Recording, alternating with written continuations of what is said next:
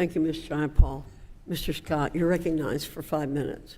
Thank you, and thank you, Secretary Becerra, for being with us today. It's been a long day.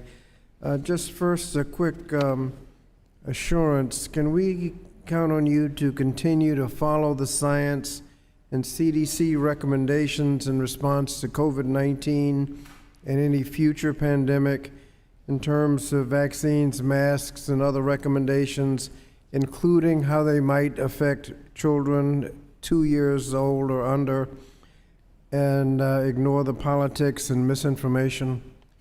We will follow the science, and we will try not to let the politics get in the way. Thank you. Notwithstanding the court situation, are prevention services still available under the Affordable Care Act? Yes, they are. We've heard a lot about religious discrimination. Some view the victim of discrimination, as I do. If you apply for services and a provider won't provide you services because of your religion, you're the victim of discrimination. Others have kind of turned it around, that if a provider has to provide you the services, if he doesn't want to because of your religion, the provider becomes the victim of discrimination. Can we count on the patients who are seeking benefits under HHS-funded programs, to the extent possible under the law, to be free from discrimination? Absolutely. If you are entitled to receive a healthcare service, we're going to defend your right to get it. And at the same time, whether it is because of your ethnicity, your race, your religion, your religious values, that someone is trying to deprive you of your rights, we will try to defend that as well. Thank you. We've signed up over 16 million people in the Affordable Care Act. Are there any ongoing barriers to signing up that we need to address? Congressman, there's always some impediment. Rural America, tough to get to people everywhere.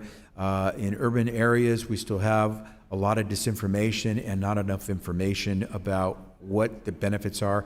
And so we're going to continue to go to where people are instead of waiting for folks to come to us. That's how we were able to have such success in getting more than 60 million Americans enrolled in Obamacare. Thank you. We've had a lot of discussion about unaccompanied children. Excuse me. Let me first, you've identified sponsors. What do the sponsors promise to do? In order to sponsor a child, they must commit to protect the health and welfare of that child. They must provide for the safe housing of that child and make sure that the interests of the child are promoted. So if the child is of school age, the child has an opportunity to go to school. And so they are essentially committing to be the guardians, the custodians of that child during this temporary status while they're going through their immigration proceedings. And that's a temporary placement while they're going through the proceedings? That's correct. And did the department provide any services during this time? We, by law, by statute, we lose jurisdiction over these children once they are placed with a vetted sponsor. We do try to follow up with phone calls to the child and to the sponsor, but as I continue to point out, they don't have an obligation to respond to us because we don't have jurisdiction, but we try to make an effort to at least follow up to see how the placement is going. Well, you've described this as a gap. What agency would be the appropriate agency to have continuing jurisdiction?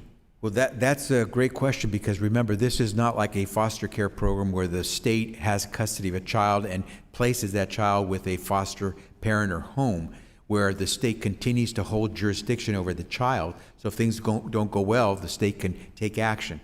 Because these children are here under a temporary status while they're undergoing their immigration proceedings, and because they've come in without an adult guardian, we are caring for them temporarily until we find a sponsor who says, we'll take over that responsibility.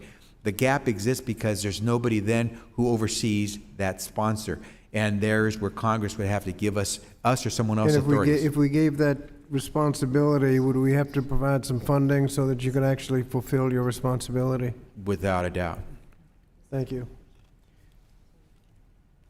Madam Chair, I ask unanimous consent to submit for the record a letter from the Centers for Medicaid and Medicaid Services regarding the waiver it afforded St. Francis Health System to maintain its chapel candle so long as it took reasonable measures to mitigate fire risks. This letter corrects the mischaracterization of my colleagues concerning this issue. Without objection.